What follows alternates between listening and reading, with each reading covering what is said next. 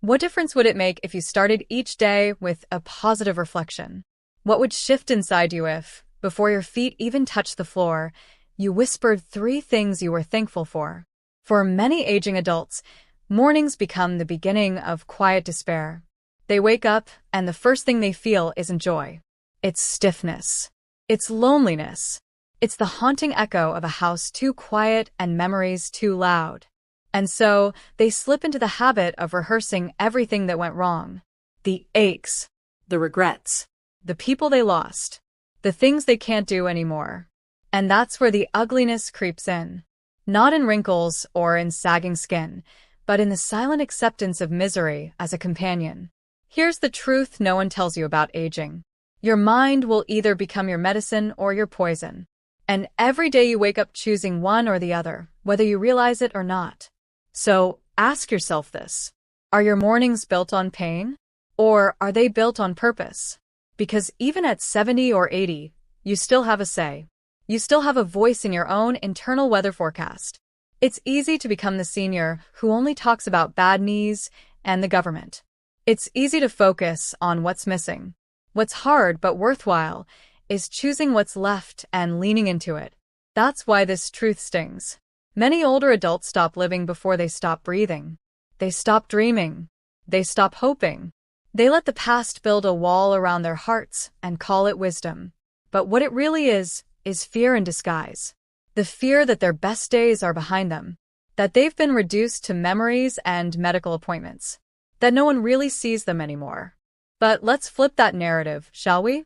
You are still here. You still woke up this morning.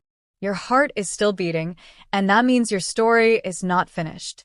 You can choose to greet the day not with dread, but with deliberate gratitude. Gratitude is not some fluffy trend. It's medicine for the mind.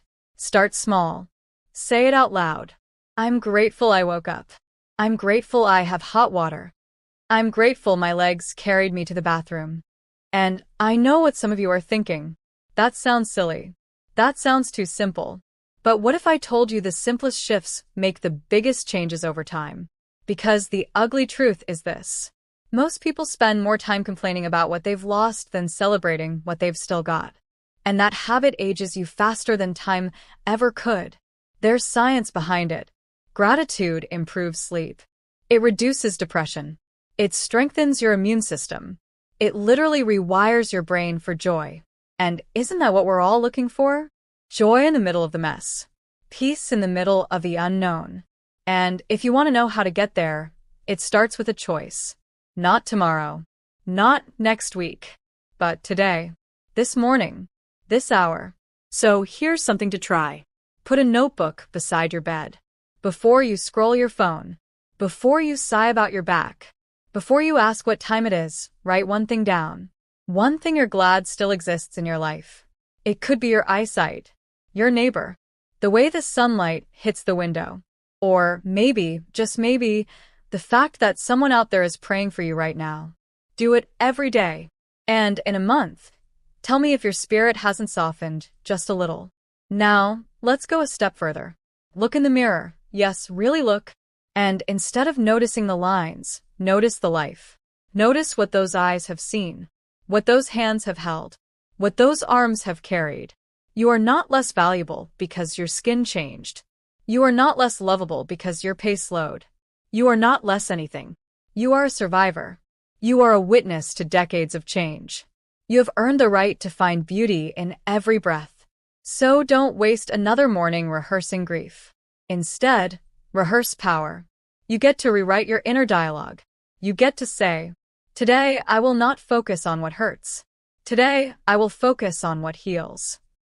You might not control your age, but you can absolutely control your attitude. And attitude, dear friend, is everything. Now I want to hear from you. Where are you watching from? Are you someone who has already discovered the power of a morning ritual? Or are you just now realizing it's never too late to change? Tell me in the comments below. And while you're here, do me a favor. Like this video if it stirred something in you. Share it with someone who needs a new start.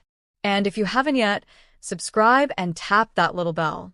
We have more of these stories on the way. Stories that speak to the heart, the humor, and the hard truths of growing older. Because you deserve to feel seen. You deserve to feel heard. And you deserve to feel empowered at every stage of life. Let's keep walking this path together. This is only the beginning.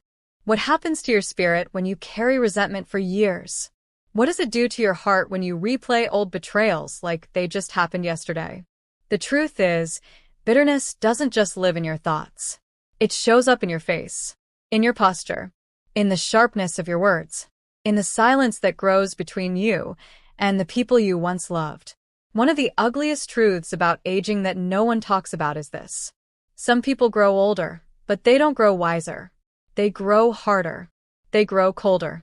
They grow into the things that hurt them, and they tell themselves it's just part of getting old. But it's not. It's part of holding on to offenses, holding on to disappointments, holding on to the need to be right. And what does that do? It steals your joy. It clouds your memory. It takes moments that could have been peaceful and turns them into arguments that echo inside you.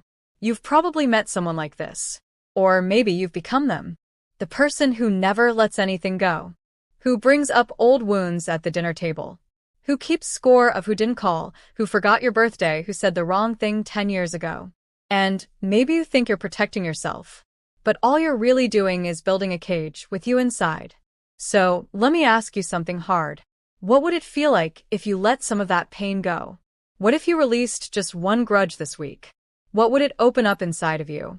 Because here's what no one tells you. Forgiveness isn't weakness. It's release. It's choosing to set yourself free. The person who hurt you may never apologize. They may not even remember what they did. But you remember. And it's you who is carrying the weight. Carrying it in your shoulders. In your stomach. In your eyes. Bitterness is like rust on your soul. And the longer it sits, the deeper it eats. But you can clean it off. One memory at a time. One breath at a time. One decision at a time. And it starts with telling yourself the truth. They hurt you. Yes. It was unfair. Yes. But it does not have to define your next 10 years. You still have time. You still have life. Don't waste it being angry. So here's something I want you to do right now. Think of someone who wronged you. Someone whose name still makes your jaw clench. Say their name out loud. Now say this. I don't excuse what they did, but I refuse to carry it anymore. Say it again if you need to. Say it every morning if you have to. And eventually, you'll feel the weight start to shift. You'll begin to notice that peace feels lighter than pain. And peace is a choice you can make again and again. Now, let's talk about regret. Because bitterness often comes from not just what people did to you, but what you didn't do. Didn't speak up. Didn't take the trip. Didn't say goodbye. Didn't follow the dream. And now, instead of healing from it, you rehearse it. You replay every missed opportunity like a movie you can't turn off. But here's what you need to hear. You're not too old to make peace with your past. And you're not too old to create something new. So, if regret has been your roommate, it's time to evict it. Write the letter you never sent. Say the apology you thought wouldn't matter. Forgive the version of yourself who didn't know better. Because that younger you, they were doing the best they could. And now, this wiser version gets to do better. Today is your clean slate. Even if you're 70, even if you're 80, even if you're 99, bitterness is not part of your DNA. It's a pattern, and patterns can be broken. And here's something else. When you let go of bitterness, your relationships start to change. People feel safer around you. They laugh more. They open up. You stop being the one who always brings the tension. And you start becoming someone who brings the calm. Wouldn't that be something? To be the elder who brings peace into the room? That's a legacy worth building. And you can start today. So now, I want to hear from you. Have you been holding on to something or someone for too long? Tell me in the comments below. Or just write, I release it. No need to name names. Just declare you're healing. And while you're at it, take a moment to like this video. If you've ever felt trapped by bitterness but didn't know how to let go, this is your sign. Share this with someone who's been through heartbreak and deserves to hear this truth. And make sure you subscribe and turn on notifications. Because in our next section, we'll talk about one of the hardest truths of all. What happens when you stop believing you have anything left to offer? Spoiler alert, you do. So stay tuned. We're walking through this journey together, one healing truth at a time. What happens when the house gets too quiet, but you're too proud to say you're lonely? What happens when you smile on the outside, but inside you wonder if anyone even remembers you? Here's an ugly truth about aging that very few want to say out loud. Loneliness doesn't just happen when you're alone. It happens when you're unseen, when you're unheard, when you're surrounded by people, but no one really checks in. They might ask, "How are you?" But they don't wait for the full answer. So, over time, you learn to say, "I'm fine," even when you're not. You smile when the phone doesn't ring. You shrug when your kids forget to visit. You find something to clean, something to cook, something to scroll through. And you pretend that you're okay. But inside, you feel like you're disappearing. That's the part no one tells you. Not about retirement. Not about aging. Not about the golden years. They never said those golden years might feel gray sometimes. Now, here's the insight I want to share with you. Loneliness is real, but it doesn't have to be permanent. And it sure doesn't have to define you. You may not be able to control who checks in on you, but you can absolutely control how you show up for others. Because connection isn't just something you receive. It's something you give. So let me ask, when's the last time you called someone not because you were lonely, but because you wanted to bring joy? When's the last time you wrote a note? Stopped by a neighbor's home? Sat on the porch and waved? Because sometimes the only difference between a lonely senior and a joyful one is a little courage. Courage to start the conversation. Courage to open the door. Courage to admit, I could use a little company. And there's no shame in that. In fact, there's power in that. Now I know it's not always easy. Pride gets in the way. You don't want to seem desperate. You don't want to seem needy. But let me be honest with you. You are not needy for wanting connection. You are human, and every human needs someone. So, here's a practice I recommend. Start a connection calendar. Each week, write down one person you'll reach out to. Could be an old friend. Could be a cousin. Could be someone from church you haven't seen in a while. Make the call. Send the text. Leave the voicemail. You don't need to wait for people to come to you. Because sometimes, the first move heals you more than anyone else. And here's something else no one tells you. There are younger people out there craving your wisdom. They don't even know how much they need you until you speak. You've lived through wars, through hardship, through loss, through growth. You've got stories. And someone out there is starving for that kind of truth. So tell your story. Don't hide your journey behind silence. Start a journal. Join a community center. Find an online space. There are more people over 60 joining online groups than ever before. It's never too late. Because, what's the alternative? Waking up every day pretending you're okay when you're not. Let me ask you something deeply personal. What would happen if you chose to be seen this week? Just once. What would it look like if you let someone really know how you're doing? What would it feel like if you stopped waiting for the phone to ring and became the person who dials? I'll tell you what it feels like. It feels like freedom. It feels like purpose. It feels like reclaiming your voice, and that's a beautiful thing. Here's a small challenge for today. Think of one person you care about but haven't spoken to in a while. Say their name out loud. Now go find their number. Make the call, even if you leave a message. Say, I was thinking about you. That's it. That one act might change your entire week. Because here's the truth. Loneliness doesn't always mean you're forgotten. Sometimes, it just means someone else is waiting for you to go first. And when you go first, you break the silence. You create the bridge. You heal yourself while reaching out. So don't wait for the world to come knocking. Open your door. Let life back in. Even a little light can soften a dark room. And you, my friend, are that light. Now I want to pause for a moment and speak directly to you. If you've ever felt invisible, if you've ever gone days without someone saying your name, know that you're not alone. This channel is for you. These words are for you. We see you. We hear you. and we care. So please, take a second to comment below. Where are you watching from? What small act of connection will you try this week? Even if you're just saying hello, that matters. And while you're here, please like this video if it made you feel just a little more understood. Share it with someone who might be quietly hurting. And make sure you subscribe and hit that bell. Because in our next section, we're going even deeper into the hidden struggles that come with age and how to rise above them. This is a safe space. And this journey, it's just getting started. You matter. You are not forgotten. And we're so glad you're here. What happens to the soul when it starts to believe it's no longer useful? What happens when you look in the mirror and feel like the world has moved on without you? One of the quietest, ugliest truths about aging is this. Some people begin to believe they have nothing left to offer. They stop raising their hand. They stop speaking their mind. They stop dreaming. They stop volunteering. They stop laughing out loud. They become silent, not because they want to be, but because they think no one is listening. And where did that come from? It came from years of being overlooked, of hearing, "We've got it, Mom," of being told, "You don't need to worry about that, Grandpa," of watching the world move faster and technology get louder while your voice gets dimmer. And it breaks something inside. It creates a quiet resignation. I guess I've already lived my life. I guess I should just stay out of the way. I guess I'm not needed anymore.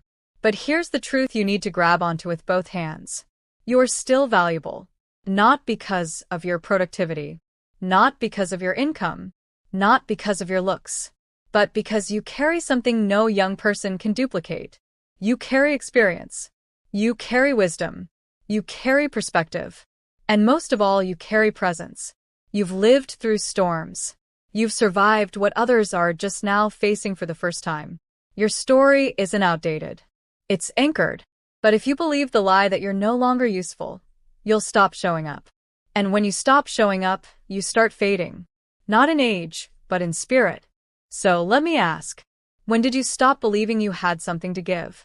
Was it after retirement? Was it when your last child moved out? Was it when your partner passed away? Or was it the day you looked around and realized no one asks for your advice anymore?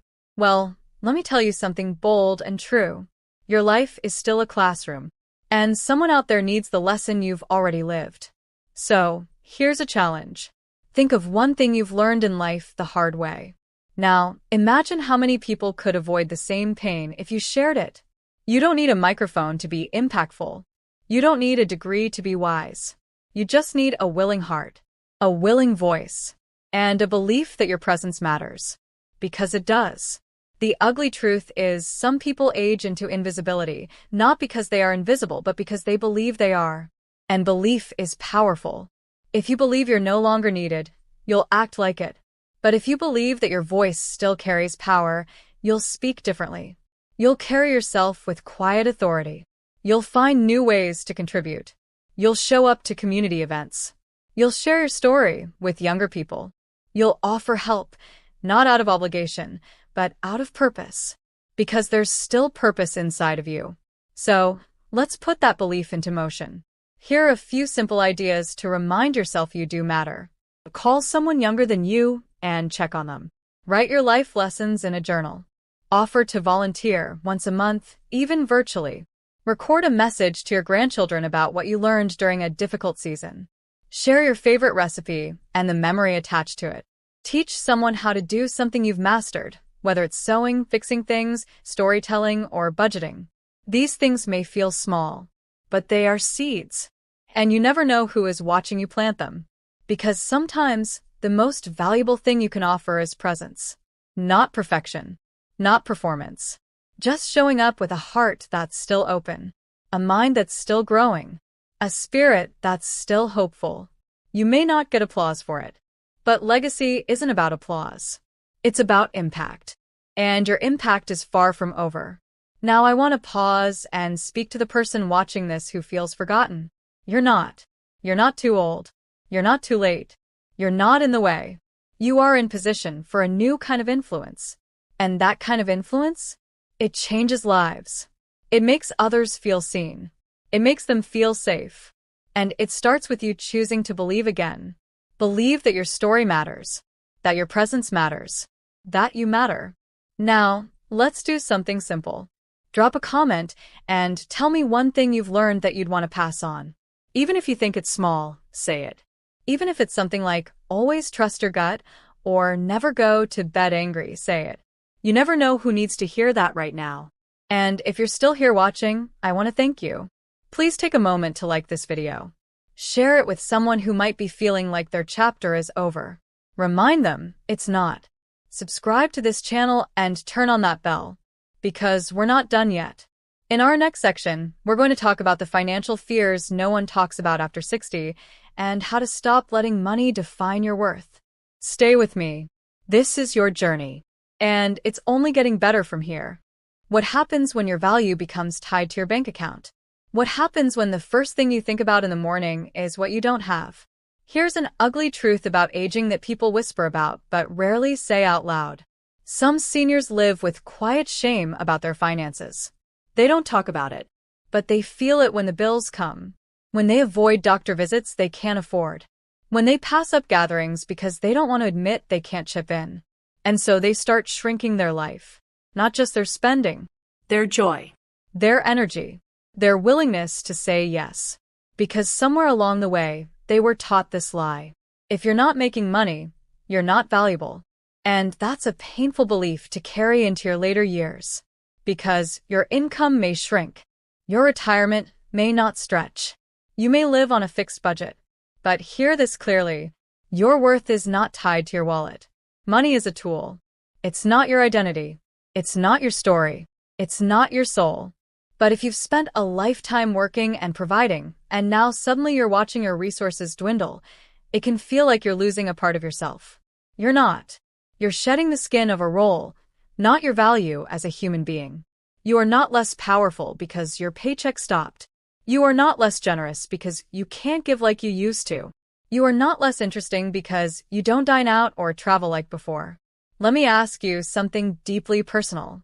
Are you allowing your financial situation to dictate your sense of dignity? Because that's where the danger lies. Not in the lack of money, but in the erosion of self-esteem. Now don't get me wrong. Money matters.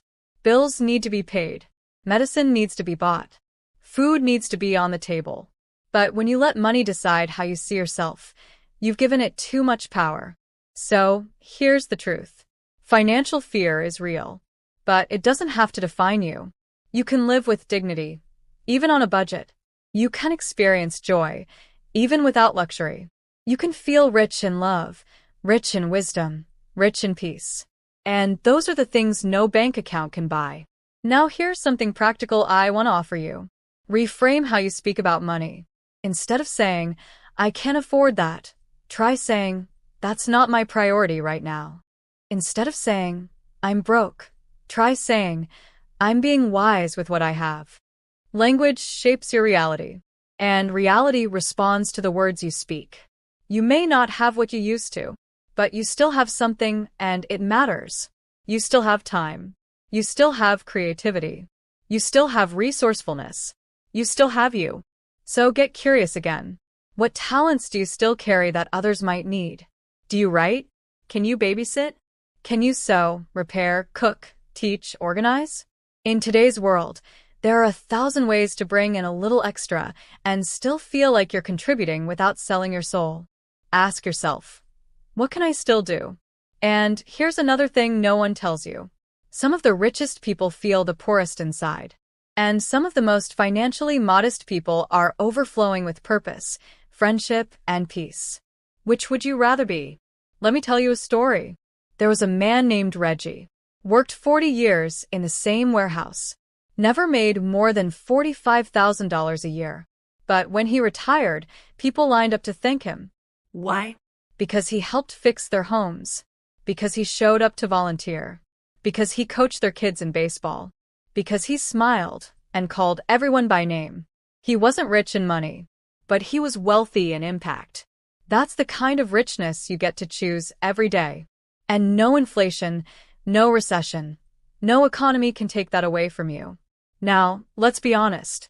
Sometimes what hurts more than lack of money is the pride. You don't want to ask for help. You don't want to admit that things are tight. But asking for help is not weakness, it's wisdom.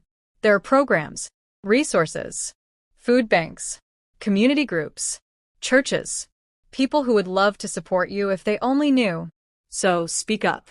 Even once, even quietly, because you deserve support. You deserve care. You are not a burden.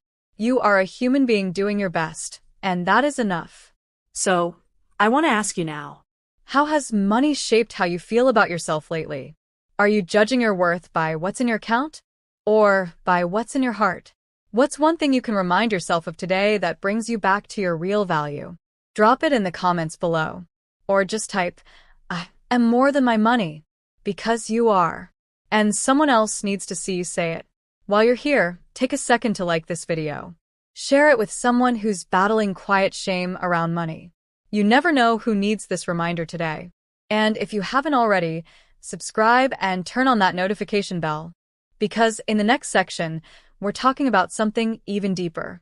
What happens when you stop taking care of your body, not because you can't, but because you've stopped believing it's worth the effort. Let's go there. This conversation matters. You matter. Stay with me. What happens when you stop treating your body like it matters? What happens when you look in the mirror and decide it's too late? Too late to get strong. Too late to feel good. Too late to try. One of the ugliest truths about aging is this. Some people stop taking care of their bodies not because they're lazy, but because they think it won't change anything. They believe the lie that their body is too far gone, that the damage is done, that there's no point in trying anymore. And so they stop. They stop walking. They stop stretching. They stop cooking real food. They stop drinking water. They stop moving with intention. They say, what's the use? I'm old. I'm tired. This is just how it is. But let me tell you something powerful. Your body is still listening. Every day, it responds to how you treat it. Even small acts of care make a difference. Even gentle stretches. Even 5-minute walks. Even a glass of water before bed. Even a salad instead of a sandwich. You don't need to run a marathon. You just need to believe your health is still worth the effort. Because the truth is, some people age faster than they have to, not because of genetics, but because of neglect. Not just physical neglect, but mental and emotional neglect. They don't believe they're worth the time anymore. And that belief shows up in their posture, in their skin, in their breath, in the way they speak about themselves. Oh, I'm just falling apart. I'm old and broken. I'm not what I used to be. Let me ask you something. Would you talk to your younger self that way? Would you look at a child and say, there's no point in trying? Of course not. Then stop saying that to the person you are now. Because your body is still alive. And anything that's alive can improve, even if slowly, even if slightly. The goal is not to have the body you had at 30. The goal is to have the best possible body you can today. And that starts with one simple decision. To treat yourself with care. To move because you can. To eat to feel better. Not to punish yourself. To rest without guilt. To rise without shame. Here's something no one tells you. Your body isn't mad at you. It's waiting on you.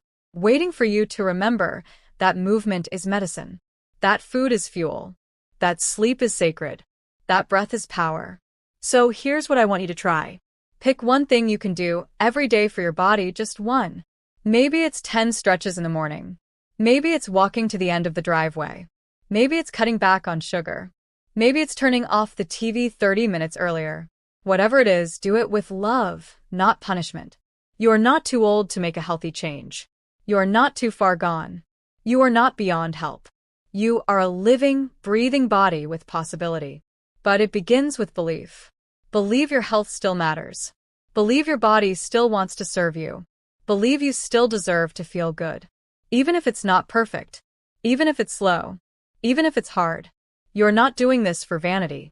You're doing it for vitality. You're doing it for peace. You're doing it to wake up and feel proud of the way you showed up for yourself. And yes, some days it'll be hard.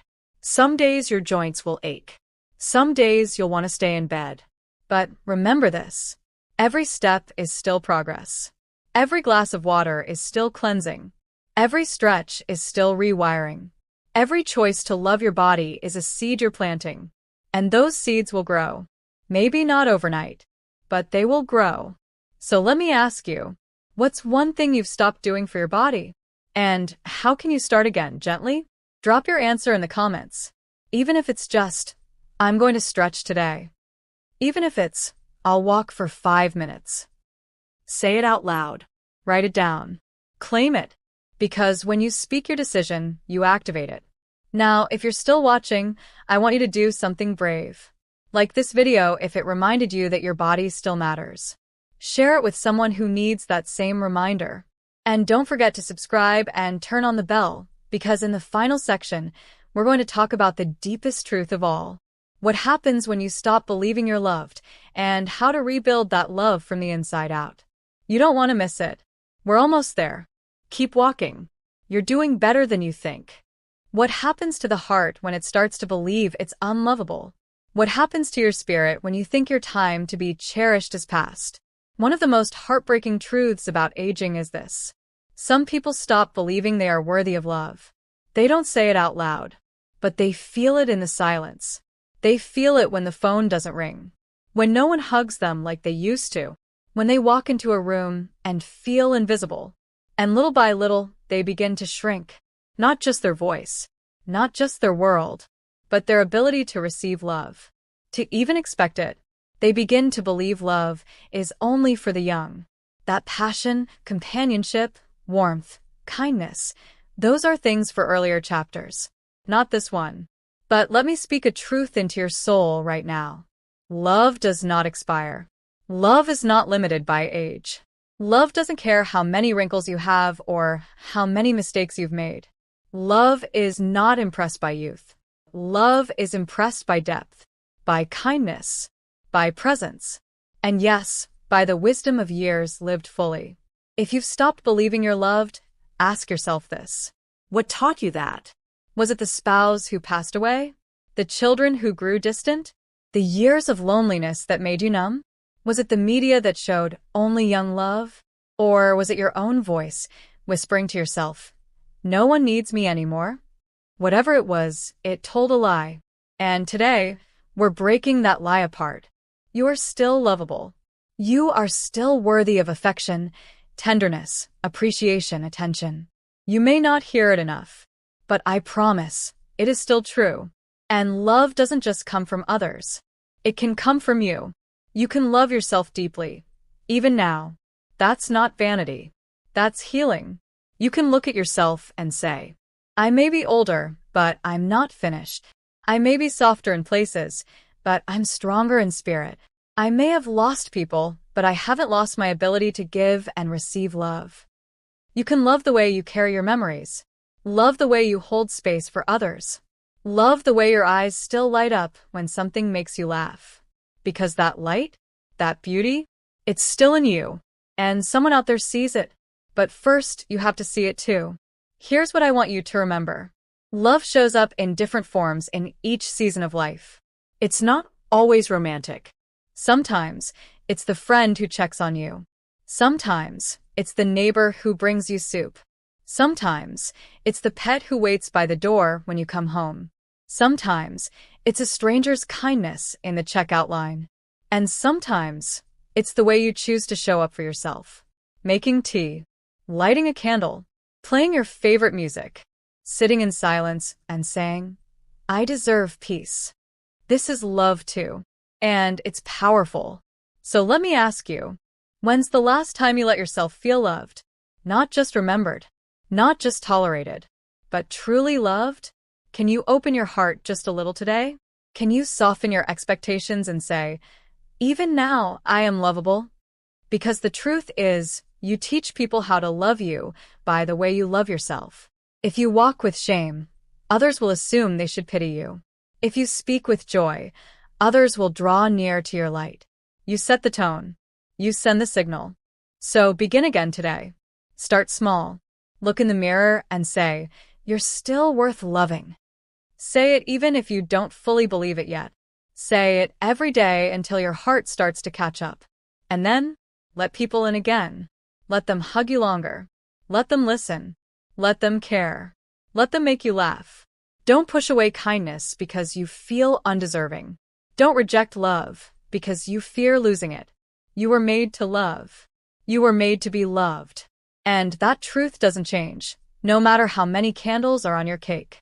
So here's what I invite you to do today. Comment below and tell me, what's one way you've felt love this week? Even if it's small. Even if it's the way the sun hit your window just right. Or the way a child smiled at you in passing. Or the way you laughed at your own joke. Those are love notes from life. Don't miss them. And if you haven't felt any love this week, let this video be your reminder. You are loved. You are seen. You are not forgotten. You are not too late. You are not too old. You are still becoming. So please, like this video if it reminded you of that truth. Share it with someone who might be forgetting how special they are. Comment with your favorite affirmation, or even just say, I choose love. And if you haven't already, subscribe and tap the bell, because there's more to come. This is just the beginning of your next beautiful season. Stay with us. There are more stories to be told, and you're a part of them. Wherever you're watching from, we're so glad you're here. You are loved.